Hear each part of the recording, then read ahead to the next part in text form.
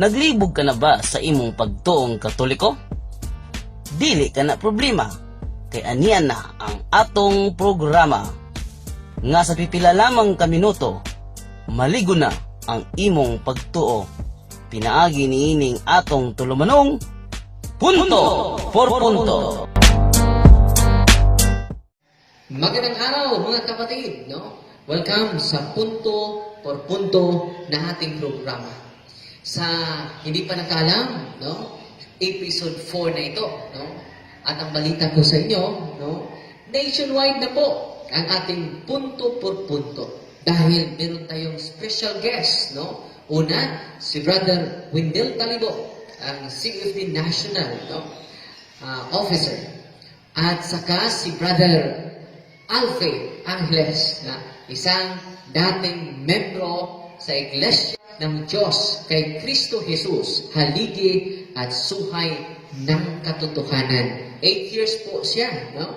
Naging preacher, manggagawa sa dating daan na kinikilala noon na Iglesia ng Diyos kay Kristo Jesus, ang haligi at suhay ng katotohanan.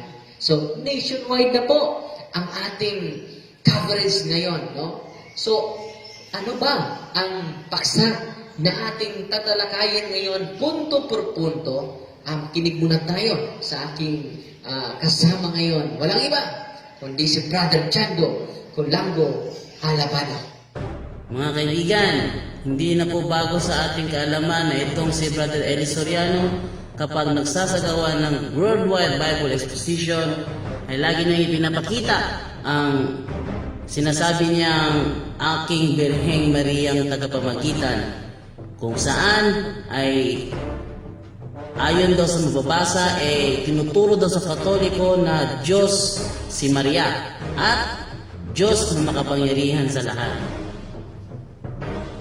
Ayan, ang aking Birheng Mariang tagapamagitan. Ito po ay Aklat Katoliko. May nihilab staff ni Artemio C. Casas, Imprimatur, Monsignor Jovellanos. Palakasin mo, Birhen ko, ang aking katawan at kaluluwa sa ikakikilala sa kapangyarihan mong walang hanggan. Paglingkuran ka ng tapat at sundin ang iyong mga utos. Luwalhatiin ang iyong pangalan at biyaya. Ibigin ka ng buong ninga sa aking puso. Sambahin ka at tuwin ay alalahanin, sapagkat ikaw ang Diyos ng awa, ang aking pag-asa, ang aking tungkod, ang aking lakas at ang buhay. Maawa Kung ka. ginawang kagaguhan kay Maria yan, ginawang Diyos ng awa si Maria. At dahil doon, naghamon siya na baka daw merong pari na gustong humarap sa kanya. Ipunin nyo lang itong aking sinasabi. Makikita nyo yung totoo eh. Basahin natin yung libro, Ang Aking Birheng Mariang Tagapamagitan. Basahin natin, kapatid na Daniel. Ito po, may nihilab stat ni Artemio G. Casas at imprimatur ni Monsignor J. Jovellanos na nasa pahina 63. Ang aking mga kapatid at ang kapwa ko tao na iyong mga nilikha, mahabag ka, inako, dito sa iyo, na nagnanasang ikaw ay sambahin, igalang at purihin ng buong pag-ibig sa lahat ng bagay, sapagkat Diyos kang maawain at makapangyarihan sa lahat. Kagaguhan niya, no? Meron bang pari ngayong mga angas niyan? Pati Papa sa Roma hinahamon ko. Meron bang pari ngayong mga angas niyan? Pati Papa sa Roma hinahamon ko. Meron bang pari ngayong mga angas niyan? Pati Papa sa Roma hinahamon ko. Kaya eto na ngayon ang ating pinakaabangan. Isang paring Katoliko ang sasagot patungkol sa aklat na yan. Kung totoo ba na aral Katoliko na Diyos ng Katoliko si Maria. So, ating narinig ang mga komento sa ating mahal na kaibigan, Brother Eli Soriano, no? Isa sa mga ginamit niya na argumento na tinuturo daw sa simbahang Katoliko. Just imagine, si Maria, Diyos na makapangyarihan, no? Tinuturing daw natin si Maria na Diyos na makapangyarihan, no? Sa nobinaryo na ang pamagat nito, ang aking Birhen Mariang tagapamagitan, no? So ginamit nila Brother John, no? Ang page 57 to 63, no? Alam ba ninyo na hindi lang si Brother Eli Soriano ang gumamit nito, no? Pati na rin ang ating mga mahal na ministro sa Iglesia ni Cristo. Ating panunuorin, mga kaibigan. Sa aklat po nila na pinamagatang ang aking Birhing Mariang tagapamagitan, sa pahina 63 ay ganito naman ang nakasulat. Mahabag ka, inako, dito sa iyo na nagnanasang ikaw ay sambahin, igalang at purihin ng buong pag-ibig sa lahat ng bagay, sapagkat Diyos kang maawain at makapangyarihan sa lahat. Narinig ho ninyo, binasa lang ho natin ng aklat ng Iglesia Katolika. Si Maria raw ay Diyos na makapangyarihan sa lahat. Ang tanong ho namin sa mga kababayan naming mga Katoliko, alam po kaya niyo ito? So kita ninyo, no? Hindi lang pala ang ating kapatid na Eli Soriano, pati na din ang mga kapatid natin na mga ministro sa Iglesia ni Cristo ay gumagamit din sa nobinaryo na ang pamagat ang aking Birhen Maria tagapamagitan. So, mabuti na lang na kasama natin ang ating kaibigan from Osamis, no? Sa kabilang linya po, ating pakinggan si Brother Wendell. Kung totoo ba nga meron tayong nobinaryo na ang pamagat ang aking Birhen Maria tagapamagitan. No? So ating panoorin ang pahayag ni Brother Wendell sa kabilang linya. Pasok, Brother Wendell! Magandang umaga sa lahat. Magandang umaga, Father Darwin. Ito ang nobinaryo na palaging ginagamit sa iba nating pananampalataya sa Iglesia ni Cristo at pati na sa sikta na pinamumunuan ni Mr. Eliseo Soriano. Ang pamagat, ang aking Birhen Mariang tagapamamagitan nila ni Flores at Alejandro. May imprimatur ito at ni Hel Obstat, ni Artemio Casas Sinsor Diputatus at imprimatur ni Monsignor Joveliano, ang Arsobispo ng Manila. Kadalasan ginagamit nila ang pahina 3 sa naturang aklat sapagkat sa nobinaryo na dala natin, yung binabasa nila sa pahina 3, hindi talaga mabasa natin sa original na nobinaryo, kaya ginagamit nila ang pahina 63. Ang pahina 63. Ngunit kung tingnan natin ang naturang nobinaryo, ito'y hanggang pahina 18 lamang. Wala ng 19, wala ng 20. Kaya challenge natin sa kanila. Ilabas niyo ang sinasabi niyo, videohan niyo ang sinasabi niyo na nobinaryo na aking Birhen Mariang tagapamamagitan na merong 63 umano na pahina sapagkat ang original na nobinaryo na nandito sa ating kamay ay hanggang pahina 18 lamang. So, napakinggan natin ang ating mahal na kaibigan, Brother Wendell Kalimog. Maraming salamat, Brother Wendell. No? Yung nobinaryo na nasa kamay ni Brother Wendell, nandito din sa ating kamay. No? So, totoo yun. No? Maka-attest po tayo na totoo ang sinabi ni Brother Wendell. Hanggang 18 pages lang. Oh, kita ni Brother Wendell kanina. At sigundaan ko naman, no? Kitang-kita. Tingnan mo ba rin dyan, no? Kitang-kita. Page 18 lang, no? Kung ating wala nang 19, wala nang 20. Pero namangha tayo dahil umabot sila sa page 63. Ipunin nyo lang itong aking sinasabi. Makikita nyo yung totoo eh. Basahin natin yung libro, Ang Aking Birheng Mariang Tagapamagitan. Basahin natin, kapatid na Daniel. Ito po, may nihilab stat ni Artemio G. Casas at imprimatur ni Monsignor J. Jovellanos na nasa pahina 63. Yan, narinig nyo si Brother Windel, no? Na meron din tayong kopya, no? Galing ito sa kanya, no? Na totoo yun, maka-attest po ako na hanggang 18 lang ang pahina dito, no? Ipakita ko sa inyo, pinakita na ni Brother Windel, at ipakita ko sa inyo ulit, no? Page 18 lang, no? At sa kabila, wala nang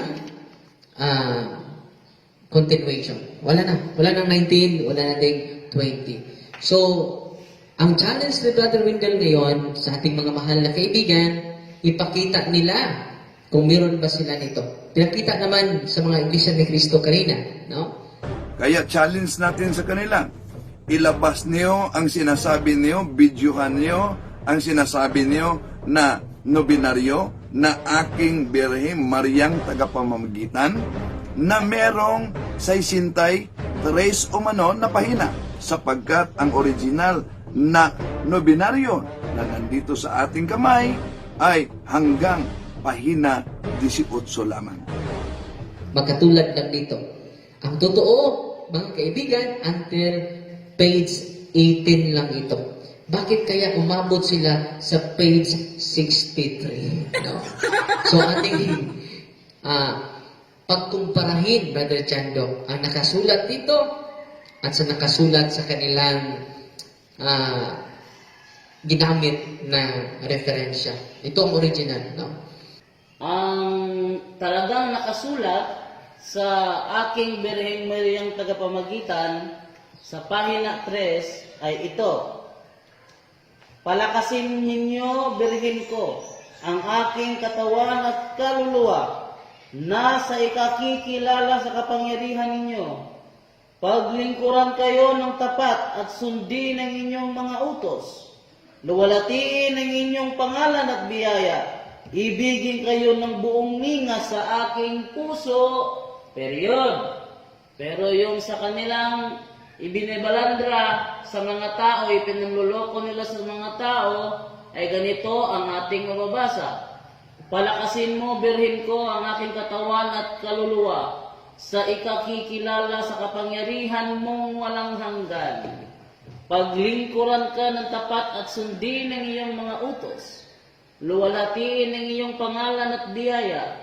Ibigin ka ng buong ninga sa aking puso. Sambahin ka at sa tuwin ay alalahanin, sapagkat ikaw ang Diyos ng awa. So, sa kanilang ginamit na referensya, si Maria naging Diyos ng awa. Pero sa official natin na nasa ating kamay, sino ba ang Diyos na awa? Ating ipakita, Brother Jando, at babasahin mo. But please, Brother Jando. Diyos ng awa, ang aking pag-asa, ang aking tungkod, ang aking lakas, ang aking buhay. Maawa po kayo. Bigyan ako ng biyayang kalusugan at katahimikan. Lingapin ako ng inyong kahabag-habag na magulang na inyong nilalang sa ngalan ng Diyos Ama, Diyos Anak at Diyos Espiritu Santong walang hanggan. Amen. So, sa binasa ni Brother Jando, inyong napakinggan at inyo ding na kikita na ang Diyos ng awa dyan ay merong magulang, no? Merong ina. At yung magulang na yan, siya din ang naglalang. No? It means, it refers not to Mary, but to the Son of Mary, who is Jesus Christ. So, hindi po makikita dito na si Maria ang Diyos na awa. Wala po, hindi po nalagay dito. No? So, atin namang babasahin ang page 63 na ginamit nila. Ito po ang nakasulat. Ating pakinggan si Brother Chando. Akitin po ninyo ang aking puso sa pag-ibig at paggalang, sa dapat na makilala at pintukuin kayo ng aking mga magulang. mga kapatid at kapwa-tao na nilikha ng Diyos, mahabag kayo, inako, dito sa hamak na nagmamakaawa sa inyo, na nagnanasang kayo ay igalang at purihin ng buong pag-ibig sa lahat ng bagay, period. Pero sa kanilang ibinabalandra, sa Bible exposition nila ay ganito ang ating mababasa. Page 63. Yung original po, page 9. Pero dito, page 63.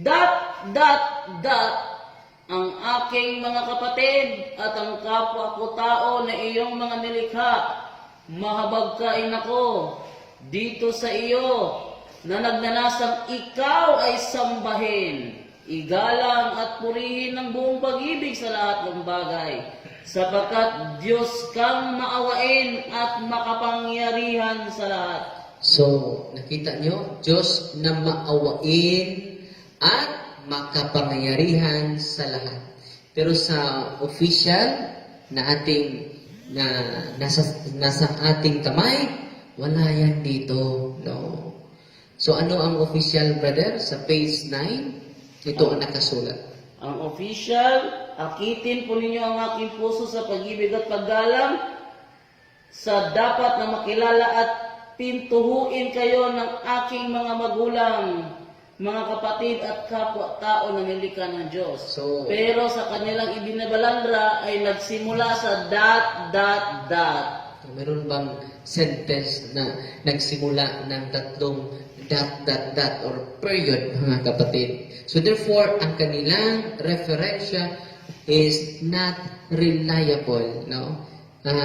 Makikiusap po tayo, Brother Jando. No? Kasama natin si Brother Windel. At kasama din natin si Brother Alfe Angeles na makikiusap sa ating mga kapatid na ministro at si kapitid Brother Eli Soriano na gagamit po tayo ng reliable sources.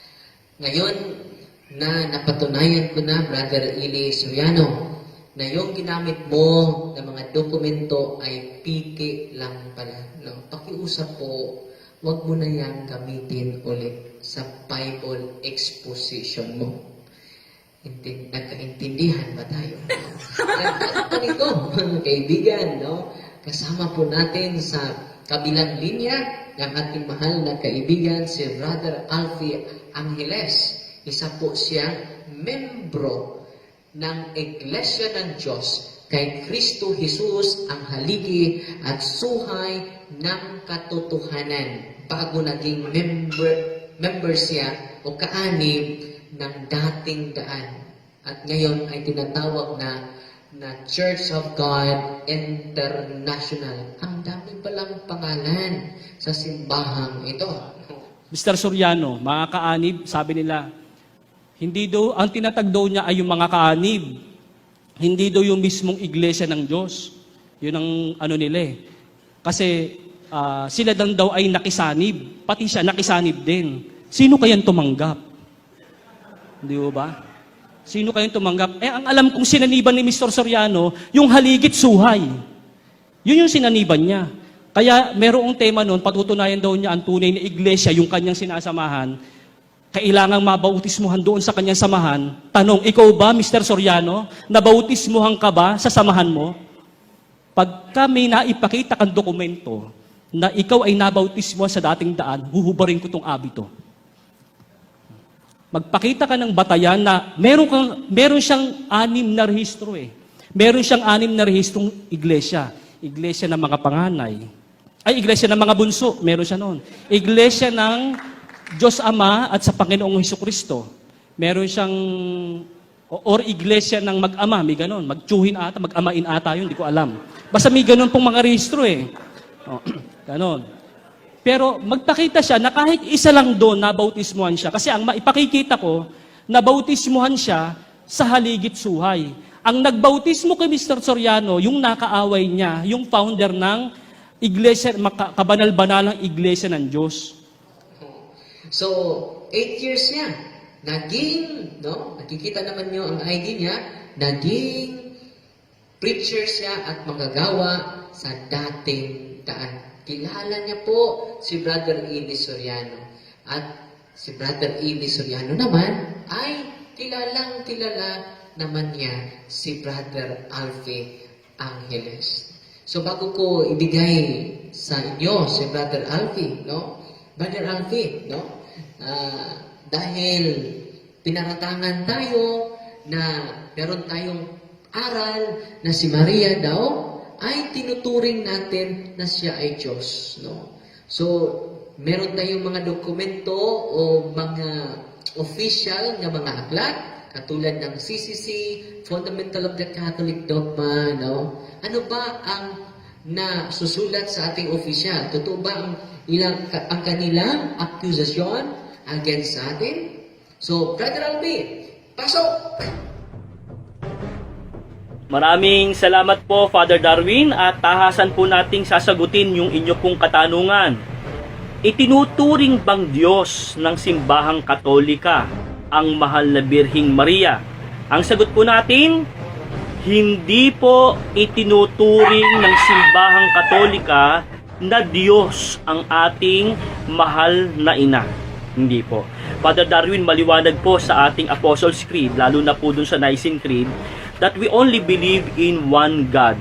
Iisang Diyos lang yung ating sinasampalatayanan. At itong iisang Diyos, Father Darwin, meron po itong tatlong persona. Ang Ama, ang Anak, at ang ating mahal na Espiritu Santo. Yung tatlong personang ito. Hindi po kasama doon sa tatlong persona, Father Darwin, ang mahal na ina ng ating Panginoong Jesucristo. At dahil sa hindi po kasama sa tatlong persona ang mahal na ina ng ating Panginoong Jesucristo, ang Birhing Maria, hindi po natin sinasamba ang mahal na Birhing Maria. Ngayon, maaari pong itanong ng ating mga kaibayo sa pananampalataya o maging ng ibang Katoliko, meron ba kayong pinangahawakang katibayan na hindi nga natin sinasamba ang mahal na ina ng ating Panginoong Jesucristo? Meron pa, Father Darwin. At ito pong hawak ko ngayon ay ito po yung katesismo ng ating simbahan. Na andito po nakapaloob yung aral na ating pong sinasampalatayanan sa loob ng simbahan. Particularly tayo pong mga Pilipino, katesismo para sa mga Pilipinong Katoliko. Dito po sa 1538 ng katesismong ito, ganito po yung nakasulat at babasahin ko.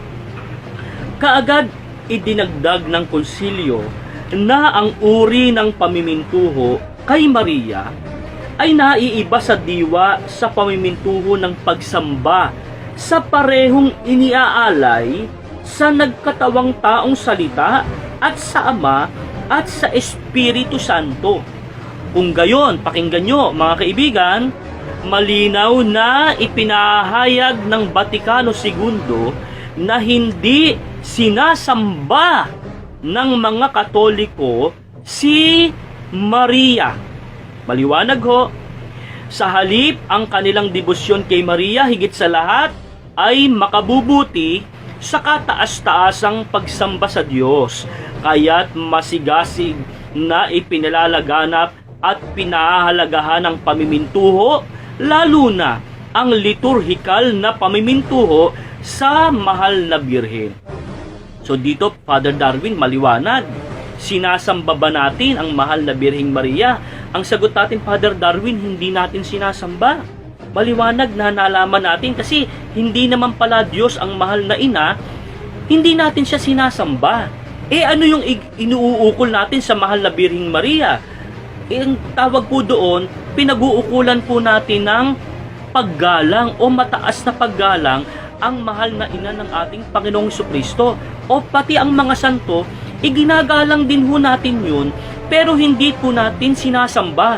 Ang pagsamba, ang pinakamataas na uri ng paggalang sa lahat, ay nakauko lamang sa iisang Diyos. Ang tawag po doon, Father Darwin, ay adoration. Ano ho? Adoration ho ang tawag doon. Yung pagsamba, pinakamataas na uri ng paggalang sa lahat, tinatawag po yung adoration. O sa classical theology, tinatawag po iyon na latria. Yung pagsamba, adoration, pinakamataas sa paggalang sa lahat, nakauko lamang sa Creator. Ngayon, pagka itong pagsamba na ito yung tinatawag nating latria, iniukol natin sa tao, ang tawag po doon, idolatria. Yung pagsambang ukol lamang sa iisang Diyos, iniukol natin sa tao, ang tawag po doon ay idolatria. Ano yung ginagawa natin sa mahal na Birheng Maria? Ano po yung iniuukol natin sa mahal na Birheng Maria? Pinag-uukulan po natin ng paggalang, pero hindi po ang pinakamataas na uri ng paggalang. Isang uri ng paggalang na nauukol lamang sa mga creations. At sa lahat po ng mga creations na ito, mga kaibigan, Father Darwin, iniuukol po natin yung mataas na paggalang sa mahal na Birhen. Ang tawag po dito ay hyperdulia o veneration. Sana napansin nyo yung pagkakaiba. Yung pinakamataas na uri ng paggalang nakaukol sa Diyos, ang tawag po doon, latria o adoration. Pero yung paggalang sa mahal na Birheng Maria, ang tawag po doon, hindi pagsamba. Ang tawag po doon ay veneration, hyperdulia. Yung mga santo naman po, dahil sila ay nagtagumpay sa buhay na ito, ang tawag po doon sa paggalang natin sa kanila ay dulia. Yung hyperdulia na ukol kay Maria at dulia, ukol sa mga santo, at tinatawag po itong veneration at hindi po adoration. Yung adoration, nakauko lamang po ito sa Diyos amang makapangyarihan sa lahat. Kaya wag sana mapagkamalian ng ating mga kaibigan, Father Darwin, na tayo'y sumasamba sa mahal na Birheng Maria. Tayo po, iginagalang natin ang mahal na Birheng Maria dahil na rin sa sinasabi ng katekismo, ito anyay makabubuti sa kataas-taasang pagsamba sa Diyos. Kung yung paggalang po natin sa mahal na Birheng Maria, nakatutulong po ito para tayo'y mapapalapit sa Diyos, bakit hindi natin igagalang ang mahal na Birheng Maria? Kinagalang natin siya hindi para sambahin, kundi para pag-ukulan ng paggalang ng veneration. Kaya sana sa pagkakataong ito, Father Darwin, kahit papaano ay naliwanagan yung ating mga kaibigan, sana ipaglingkod po natin, Father Darwin. Maraming salamat po, Father Darwin. So atin ang napanood at napakinggan si brother, just imagine,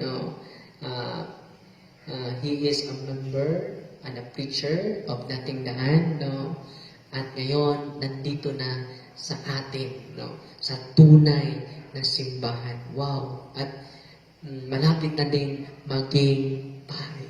Very amazing. Yan po ang inspiration ko ngayon. Bakit lagi natin isulong talaga ang punto por punto na paglilinaw sa katotohanan na ating natanggap. Dahil marami pang angeles na ating maliligtas. So, klaro-klaro, ang sinabi niya na wala po yon sa official teaching sa simbahan. Sa susunod, kung makikinig po kayo kay Brother Eli, siguraduhin ninyo na meron siyang Fundamental of Catholic Dogma, meron siyang Catechism of Filipino Catholics, at sa Catechism of the Catholic Church, or CCC. Kung wala kayo niya, baka mag-CCC kayo. So, yan lang po ang ating segment ngayon. Episode 4, Sana, tulungan niyo po ako. Wala tayong TV station, wala tayong radio station. Please share po. Please visit and follow our page on Facebook page, Punto por Punto, at sa ating YouTube channel, sa pangalan ko, Darwin Gitgano. Tulungan niyo po ako. Parang marami pa tayong mga Katoliko na mapatibay ang kanilang paniniwala at pananampalataya sa simbahan. At yung mga kapatid natin na wala dito, mabigyan sila ng linaw sa katotohanan. Sa mga Katoliko na nahihikayat sa kanila, na pumunta sa simbahan na tatag lamang ng tao. God bless and more power to all of us. Amen!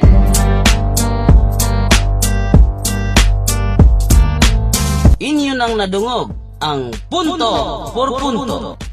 Diin sa pipila lamang ka minuto, naligon ang inyong pagtuo. Daghang salamat.